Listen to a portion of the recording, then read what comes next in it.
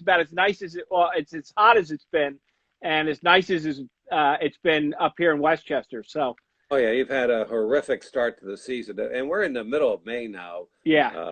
I can remember when I was at Rochester. I said, "Oh my God, March you want to be good, April you want to be good. Now I go to May, it's no good." It just drove me crazy. Well, and in Rochester, it's probably, I mean, really, it's only this time of year that you can start to expect good weather, right? No, no. Some days we had the carts out in March, Billy. Are you kidding me? I Not re- this year. It I snowed remember in May this year. I remember when I was going up to Hickey Freeman, it seemed like every time I went up there, it was snowing. Yes, back in the days, Hickey Freeman days. How about that? Now, Hickey Freeman, then what? Good year.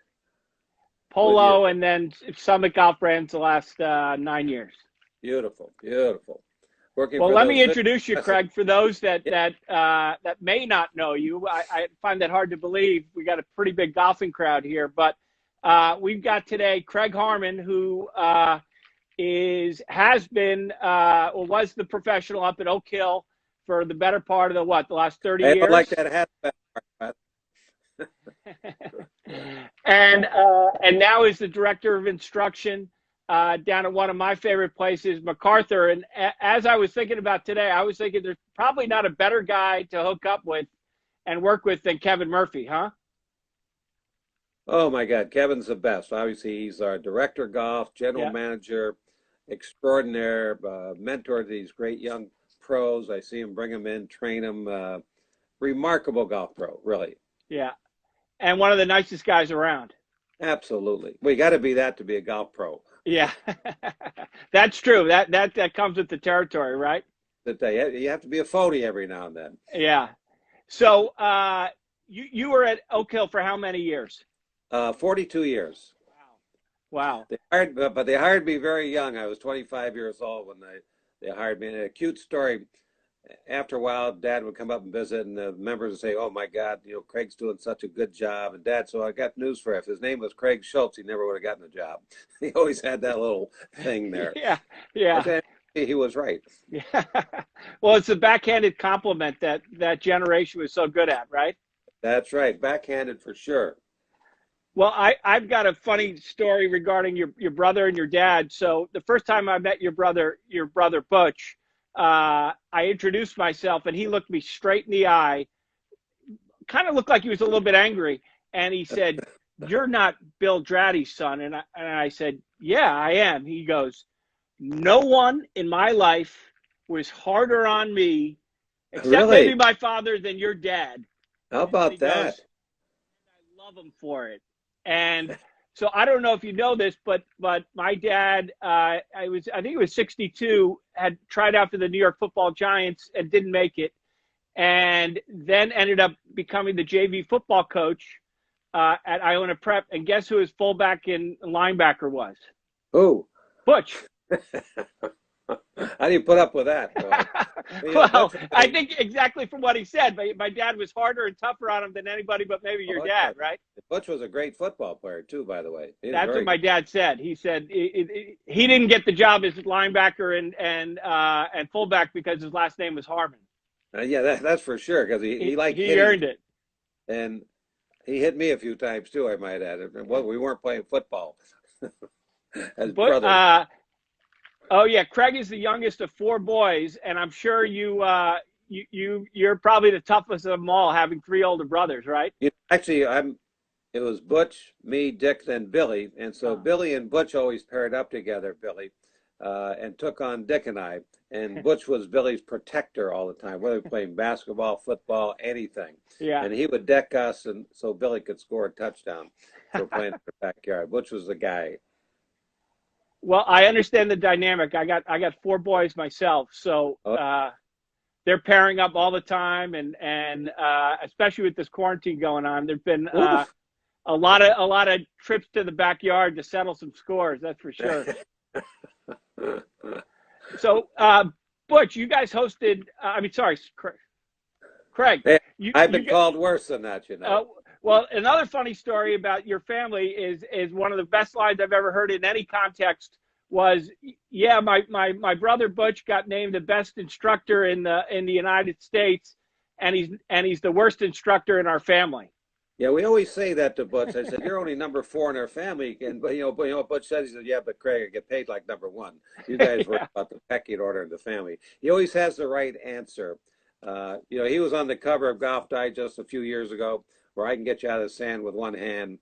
I said, Butch, Dad did that same thing back in the early '80s. This exact same story, exact same cover. I said, couldn't you come up with something different? He says, Craig, when you're on the cover of Golf Digest, you can pick up whatever topic you want. He always has the end answer where you can't argue with it. Well, there's no doubt that you guys leave quite a legacy with you in the world of instructing. Having spent some time at Wingfoot, there are a lot of great Claude Harmon stories, and unfortunately, there's not a lot of great literature out there that kind of chronicle his expertise as an instructor. I found a couple of Sports Illustrated that he did articles for, but you He guys did. are really carrying on quite a legacy, huh? Obviously, we were blessed to be born into the Claude Harmon and Alice Harmon family. Dad was so unique as an instructor, a player, a mentor to his assistants who went on to the greatest head jobs in the Yeah. country. Yeah, he's kind of remembered for being a great teacher, but he was a great mentor to these young men. Obviously, great player, documented. A funny story. We had the PGA at Oak Hill, and I got a sponsor's invite to play. I was 43 years old. Fish out of water. Dad was 43 years old when he was a host pro at Wingfoot for the '59 U.S. Open. Yeah. And so I shot 89 the first round, not very happy with it. I lagged my 20-footer because I wasn't going to shoot 90. And I had to call my dad in Florida to tell him what I shot. So I pick up the phone. I say, "Hey, Pop, how you doing?" He goes, "What'd you shoot?" He always said, "What'd you shoot?" Yeah.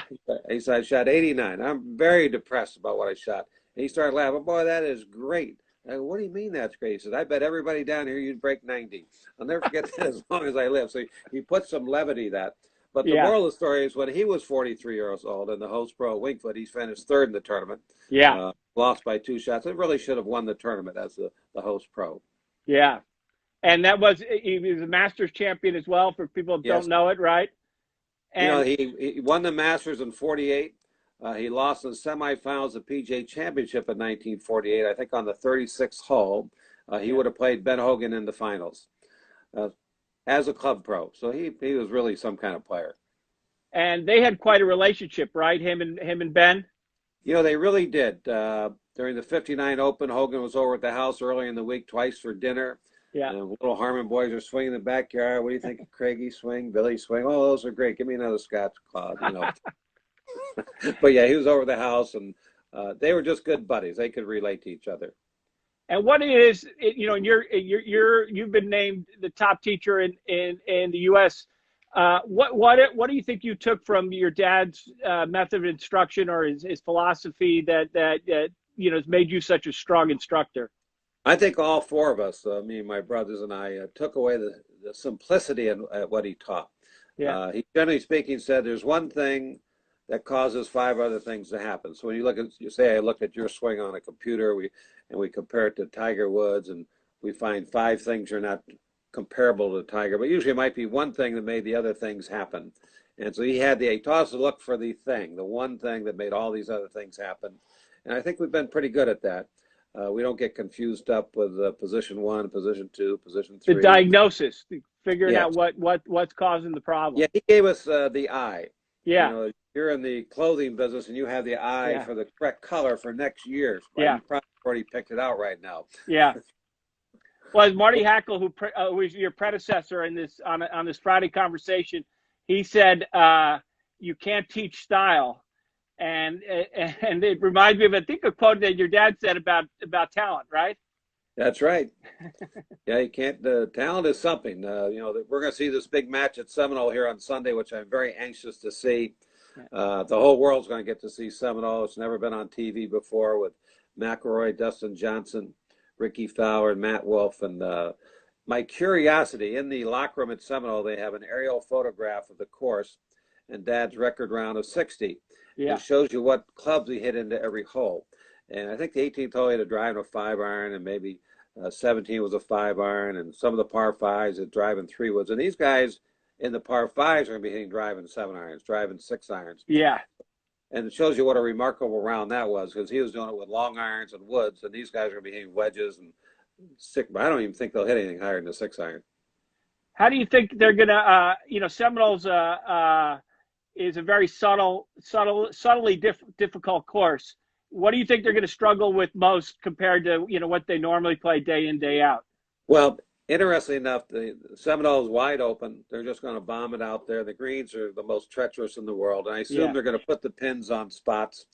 I think the second hole, if you were playing, you and I were playing when we both hit it 20 feet behind the hole, the caddy would bring our putters and our wedges yeah, because you could easily putt it off the green. Not only off the green, it goes down a hill about 40 yards. So we're going to have some rain here these next 2 days, so it's going to soften up a bit. mm, And so there'll be a little bit more dartboard conditions. We always want Seminole to play hard and fast, but yeah. it'll be very unique. I think it'll be unique to watch Dustin Johnson read his own putt.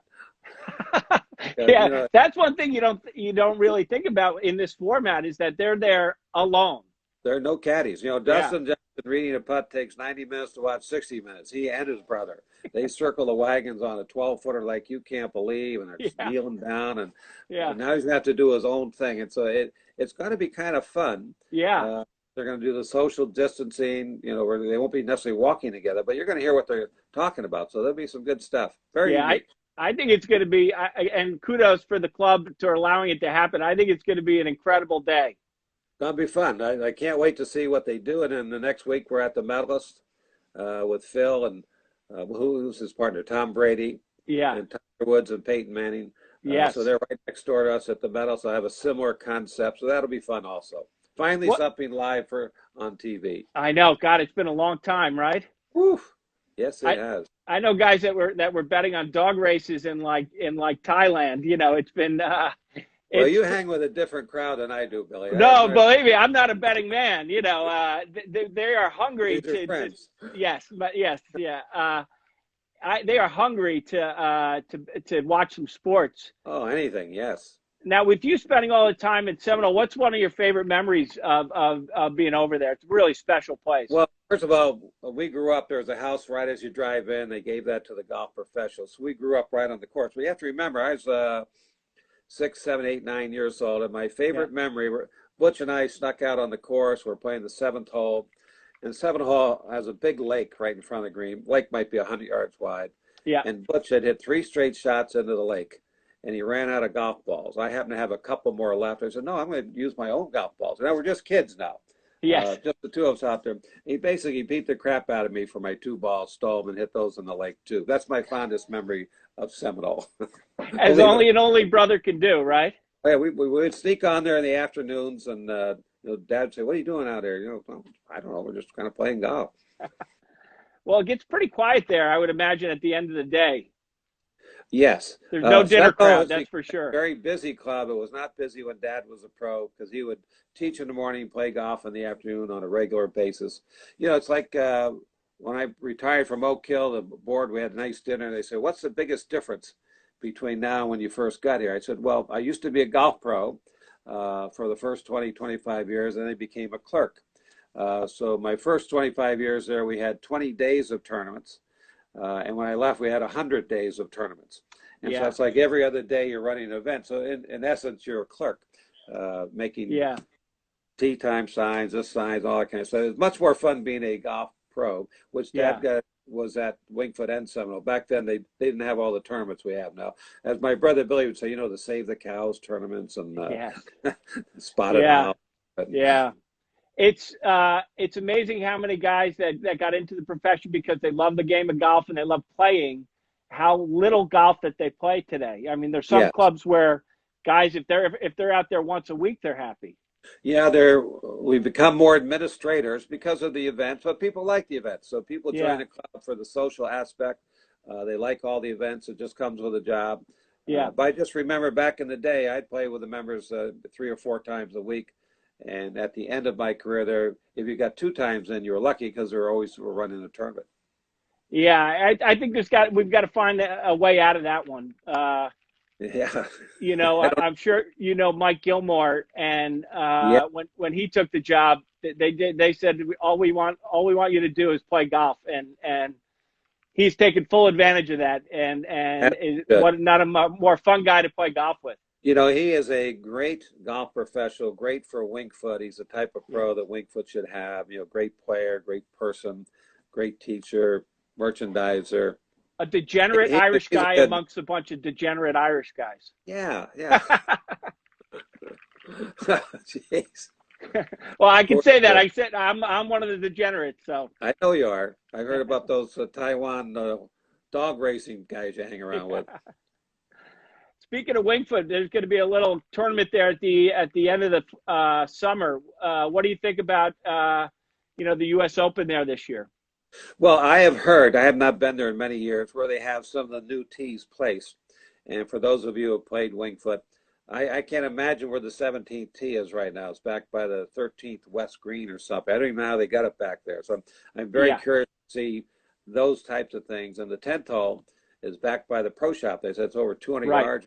And I right, don't even know how it's almost like they had to move the clubhouse to get the tee there. So I'm exactly. fascinated to see that. In reality, they're going to hit the same irons people did in 1959 when the hole was 175. There might have been a 5 iron then, and they're 210 yards as a 5 iron, same gig. So it's not that you make it longer. You want them to hit the same irons in the holes that all the greats did in previous tournaments. And Wingfoot will stand the test of time. It's an iconic course. One of the things when Hale Irwin won, he had a drive and a 2 iron on last hole, almost landed in the hole, went about 25 feet by, and won by 2 shots. Davis Love wins the PJ. It's a 1 iron and 7 iron from the same Yeah, tee. And now they've moved that tee back to make it a little more challenging. it's going to be close to a 9 iron or a wedge, though. I think. Well, if they have that, no, I think there's a new tee back there. Now, again, I have not played it in many Yeah, years. I just and hear they're moving everything back. yeah, I haven't been all the way back there. I'm not that good. I'm smart enough to know not to go back there. No, just look back there and say, hey, look at that. You've won a couple events there, haven't you? I never won anything as an individual. My brother Dick and I won the Anderson Memorial Well, on that actually counts. that counts. Well, my brother Billy won the club championship, but as I like to say, he had to go through me in the semifinals. But the difference was, I think I was 18 and he was 14, and that was the most ticked off I've ever been losing to anybody in my life. When this little Yeah. Spitfire, he was 14 or 15 years old. I think he was when he won in the finals, like 7-6. He was like 4 under par. They had the East Course and West Course. Billy was a phenom as a junior golfer, but he had to be on his game to dust me off. He actually, if he were calling in, he'd tell you he beat me about 5-4. It wasn't even a contest. But yeah, we had winning the Anderson. It was on Father's Day, and your dad gives you the trophy. That was a special thing for Dick and I. Yeah, I am sure, and that's such a great event. Billy actually has spoken at the event the last 2 years, and He's the best. yeah, the first time I think he had surgery within the prior 6 months. Yeah, So he was surviving his cancer at that time. yes, yeah, It's a exactly. great story he tells. So he's going through his cancer, he had these 54 proton radiation treatments, and he just has to survive one day at a time. And this is a story he told at the Anderson with all the guys there. He said, what do I say? I just play to get through this burning sensation. I just play the front nine of the West Course and the back tees. He said, so in his dreams, he's saying, okay, now I snapped over there by that doggone pine tree and had to chip out and hit it 30 feet by the pin and 3-putted. Next, so I blocked it to the right, the only place you can't do it. He said, I think radiation treatment, that's more fun than these first couple holes at Wingfoot. Yeah, he probably would have been happier going to play the East Course. Yeah, yes. You could fake your way through those first couple of holes. A little bit, yes. So what are your favorite holes on the West that people can look forward to? They have so many good ones. The greens Yeah, are just dynamic. The third hole, some kind of par three. You have a stretch of holes. I think the fifth hole is now a par four. yeah, Used to be par five, but you'll have that stretch 6, 7, 8, 9 where they'll have very short irons. They'll try and drive the sixth green probably. yeah, I think they can if you can put it on that little green. But there's so many favorite holes. The stretch run, really 13 through 18 is just fantastic. So you can't have a hole. You like the stretches where they have to do stuff, draw it off the tee, fade it off the tee, and you know how brutal the greens are there. There's some. yeah. And a tough starting and a tough fit. I've never played a tougher starting hole. Well, back in the day when they had some tournament there, Dave Marr called it the strongest 18 finishing holes in golf. That was, I think, his iconic line. That's a good one. That's a good one. Yeah, you can really, I'm sure as you've experienced, you can really psych out a guest when they play that first hole and perhaps maybe 4-putt the first time they're out there. Go up I there, mean, they put it right off the green on number one. yeah, Just yeah. Monday. Depending on the pin placement. You know, when my dad in '59, they'd had rain, and the first hole was into the wind, and he couldn't even reach it all 4 days. If you can imagine that. Here's a guy Wow. who finished third, 2 shots out of the lead, and he could not reach the hole. He had to drive in a 3-wood over that bunker that's about 80 yards short and would run it up in front of the green. Uh, you know, he played with Ben Hogan in many practice rounds, and there's a long walk from the locker room to the first tee, the gravel road, and Yeah. verandas there with all the people wishing Dad well. And Hogan said, "Look, just keep your eyes on that gravel. Don't stop and chat with all of you. You can do well in this." So yeah, but these are my memories. You know, they'll think you're concentrating, and so Dad actually did that. He'd walk by that long walk and never acknowledge you or your dad. Yeah. And, man, boy, Claude is really concentrating today, and so Hogan really helped him out, put him in a nice mindset. Kerry Middlecoff wanted a bunker lesson because Wingfoot's famous for his bunkers, and obviously Dad's one of the all-time bunker players. And Hogan, no, Yeah. no, give him that bunker lesson on Monday, Claude.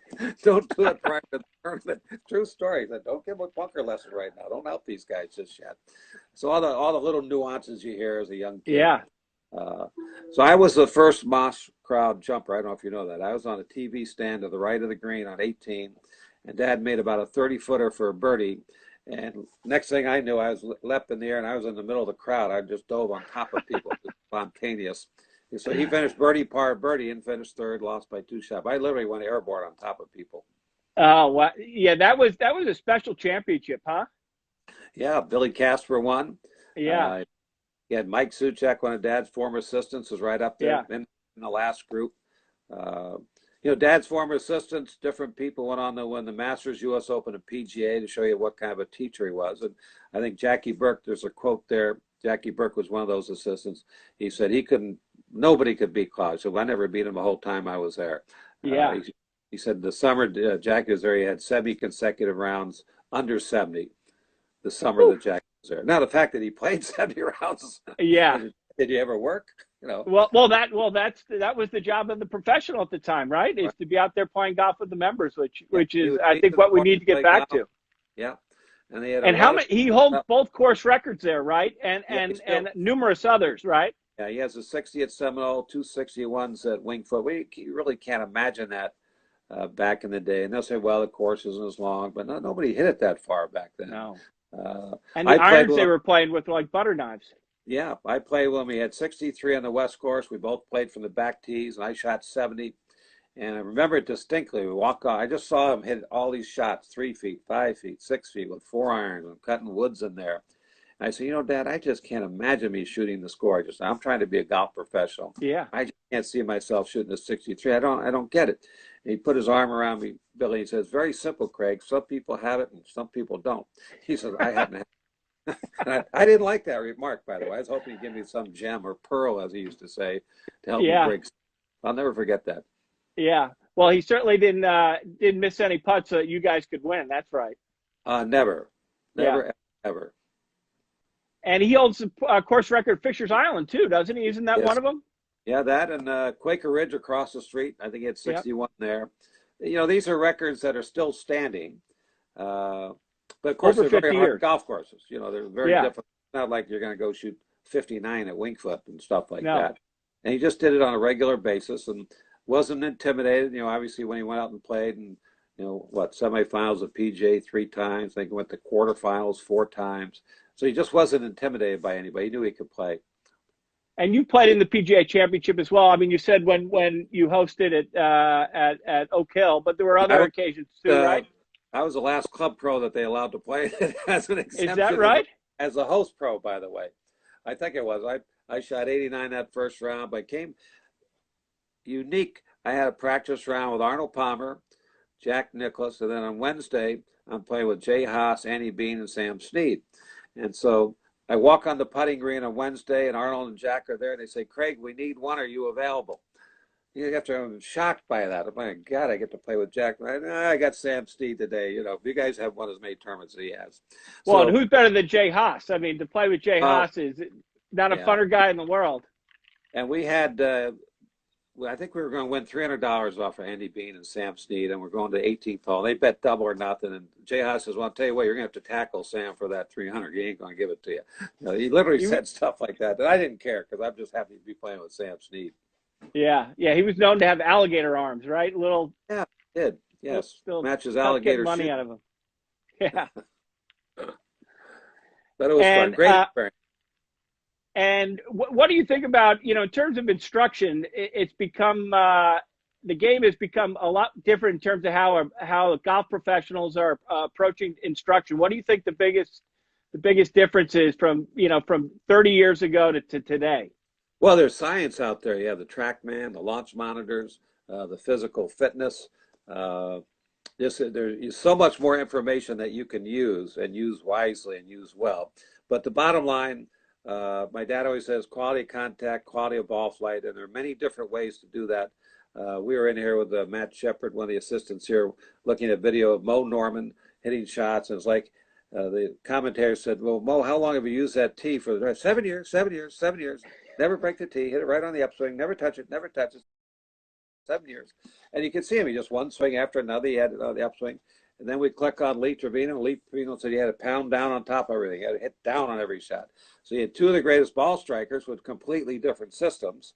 Yeah, TrackMan might have blown up with both of their systems. You're not allowed to do all that stuff. And yet they hit beautiful shots. So basically the bottom line is quality contact, quality of ball fight. And there are many different ways to do it. And I don't know how Trevino would have looked on TrackMan videos if you compared him to Adam Scott, his swing. And yeah, you have to swing that way. But the bottom line is people are better golfers. So whatever it is, it's working. Because there are more good golfers coming out of college and winning tournaments and stuff. They're all over the place. Just beautiful swings all over the place. yeah, yeah. It really is great to see how the game has grown, and a lot of that is technology. Bringing technology into it has brought a lot of people into it as well. Yeah. Yes, it has. It helps. And then the physical fitness. I know we had a debate with my brothers on some program the other day. We think it's hurting people, their backs and this, and more people with bad backs, and they're just prolific workout people. And I kind of ended, I said, yeah, but they're hitting it a long ways. I Yeah, mean, if someone said if I work out for 6 months, I'm going to hit it 50 yards further, I wanted to be on tour, I'll take that gamble. yeah. Well, that's what they say could have been the problem with Tiger, right? Was that he was pushing himself too much in the gym.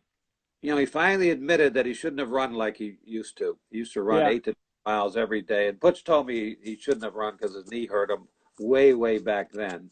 And yeah, yeah, he said that in some magazine. Said I just should not have done the running. I should have, ridden a bicycle or something, done swimming. And it would have prolonged, I guess, the lifespan of his knee, we'll say. yeah. Yeah, it's interesting because you hear of a lot of guys. I mean, I remember Luke Donald at one point had one of the nicest short games going, but he was obsessed with distance and everything like that, and he bulked up one year, and he really hasn't seen the top 10 since. Yeah, it was a beautiful swing. A swing that he was out here a month or so hitting balls. It looked exactly the same as he was number one player in the world. So you don't know Yeah, what it is yeah, when they lose their edge. And obviously he was phenomenal. He did it with short game and yeah, bunker play and accuracy. Like the Jordan Spieth story is the untold story. We want to see what's going to happen to this kid. He won 3 or 4 majors, before he's 25 years old, and he's gone off the charts the last year and a half. So I would say if we'd had a normal tour, he would have been the story of the tour to see if he can get it back again. Because he's only yeah, 25 or 26, and I'm rooting for a guy like him. He's a wonderful kid. yeah. It seems like he. I mean that one Sunday in Augusta, he never really came back from it. Yeah, whatever it is. But Yeah, it's more that he was always top 25 and ball striking, driving, scrambling, this. And he's like in the 120s, 130s, almost in every category, driving, scrambling, greens and regulations. He's way down the list. So it's just odd that everything would go bad. Uh, yeah. and obviously a great role model, great. I just want him to come back. He's a guy I want to see come back. He's good for golf. One of the questions that's come in is who do you think would be one of the guys today who has the game that would have done well back in with the old technology? Well, you can't go wrong with Brooks Koepka. Brooks has this attitude. So last year he was on the putting green at the Meadows with my nephew Claude, who teaches him, and he had just been voted. Rory McIlroy had just been voted, the Player of the Year. So I went up to Brooks. I said, "Geez, Brooks, good to see you." And I just put my hand up. Congratulations on being runner-up for Player of the Year. I can't tell you what he said because It'll be an R-rated program. Those no good, dirty, rotten. So he's not anybody I'd want to give an edge to. So I think Yeah. he can play in any generation. He had the guts to do it. It's like a Lee Trevino type, so was not afraid of Nicholas Watson, which he was not. Yeah. Head to head, he had great records against those people. He's got a great game, but he has something inside him that I think is unique. And he would be the one who might be able to win double-digit majors if he stays healthy and if we have a tour again. Yeah. Well, I know they're going to work. It's a lot of money out there. They're going to work as hard as they can to make it work. That's for sure. Hope so. I miss it. One of the other question is, speaking of Hogan, they say, what is the real secret? The real secret? Yeah. His secret is he got his left wrist cuppy at the top like this because he hated to hook the ball. And that basically made the club feel open to him, where he could hit as hard as he wanted to, and would never hook the ball. That's the secret he told my dad when they played together. You'll have all these other things, but once he got cuppy, that made the club face go more open. He would have that weight shift, and he could just, if you read his book, he said he hit as hard as he could with his right side from there. Yeah. He would never have done that if he feared hooking the ball. So once he took that away from him, he was a new man. One of the things that surprised me when I read some of the stuff that your dad had put out was that he didn't mess with people's swing too much, saying your swing is your swing. And in this particular article, he was talking about how grip and stance are the way better players, or the way he liked to see better players work the ball away from trouble, and your swing is your swing. Yes.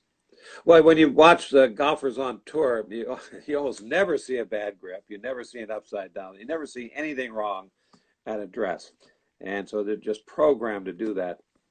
I know the two golfers who seem to have the best grip and stance known to mankind are Ernie Els and Adam Scott. And they both have documented on magazine articles that they're very uncomfortable at address. If they don't feel good at address, they can't hit it.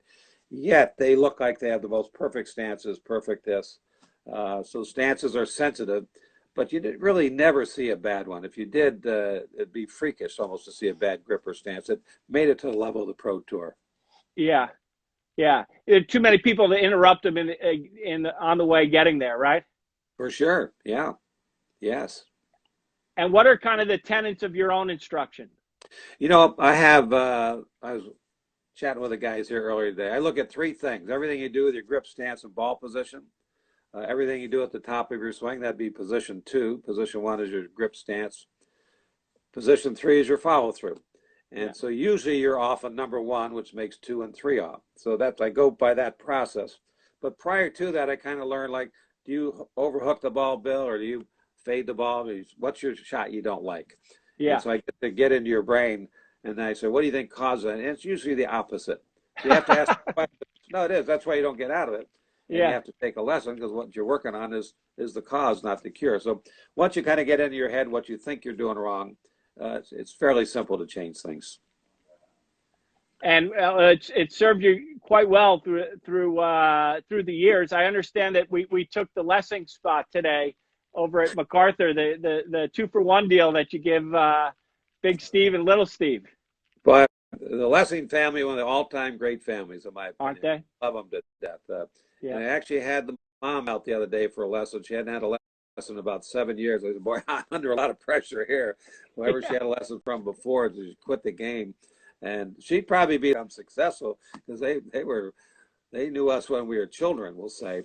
It was a blessing to grow up in that atmosphere. You go to Wingfoot, they had the big table there with Tommy Armour, Craig Wood, my dad, and anybody could sit there and you hear the stories. And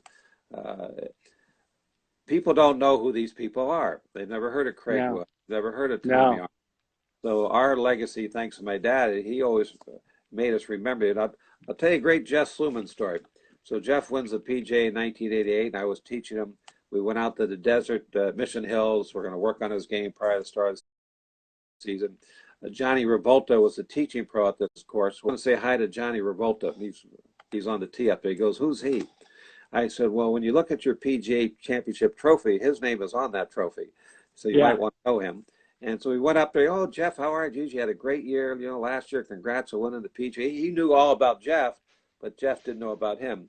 So now you segue to a few years later, and Sean McNeil wins the PGA Championship and had a past champions dinner. For some reason, Jackie Burke went to it. And Jeff and Sean are sitting at the table together. Jackie Burke's over the corner telling stories, and Sean McKeel goes to Jeff, who's that old guy in the corner telling stories? And Jeff said, you might want to look on your PGA Championship trophy. That's Jackie Burke Jr. over there. Yeah. So just the stories go around, the appreciation for the history of game. And I think that's one of the great legacies that Dad gave us, is to appreciate all these people. Was it Manero's restaurant? You ever go to In that? Greenwich, yeah. Yeah. And was it Tony Manero? He was the maitre d'. My dad would call him because there'd be a line out there. We're coming with 6 people, and Tony Manero would meet us at the front door, and there are people lined up waiting to get in, take us through the kitchen. And Dad would say, Tony Manero, he won, shot 66 the last round of Balsasraw, won the U.S. Open. 66, this guy right here. And so he appreciated that. I mean, and that guy's a host, will say, in his latter years. And so Dad made us remember names. To me, that's one of the great stories, seeing Mr. Manero, who wasn't part of the family of the restaurant. He just was Tony Manero, but he's a 66 the last round of Balsasraw, won the U.S. Open, that guy right there. Pumped up. It was great. Yeah, and that was quite a restaurant. Great salad there, gorgonzola salad. No, you're killing me right now. Yeah. Well, speaking of, you mentioned Craig Wood. He was really the one that started that legacy, right? Craig Wood, who was also a Masters champion, he hired your dad, right? He's going dead. I got to know him very well, obviously named after him. I'm Craig Wood Harmon. I remember he and my dad were hitting balls on the other side of the hedge at Wingfoot, so I went up to say hi to him. I was 14, 15 years old. And Craig Wood complimented me. Geez, I see you did well in that junior tournament. And my dad, he said, that big hook out there, Craig. He's never going to make it. And Craig Wood looked at me and said, Claude, I remember when that was the only shot in your bag. So he was the only guy who my dad got quiet and started hitting balls again, didn't pick on me. And I just Is that right? Oh, yeah, he's the only. Well, my dad had loved this man, so he wasn't going to go banter back and forth. About your brother. So, I mean, there's something really special about Craig Harmon. And I've always enjoyed running into you and seeing you, and you've been great. To the MacArthur family there, it's such an incredible spot. So I look forward to I've been at MacArthur since the club opened, and I've enjoyed it immensely. Great landings. Look forward to seeing you down there sometime soon once we get out of that thing. Get out of this stuff. You got it, Billy. Thank you so much for having me on your program. So I've got a tea time with 3 boys at 5:30 on 1 East. Good, go get them. It's the only salvation we have these days. That's pretty good. That's a good one. Yeah. All right, Craig. Well, it's great to talk to you. Thank you, Billy. Take care. All right, you take it easy. Bye-bye.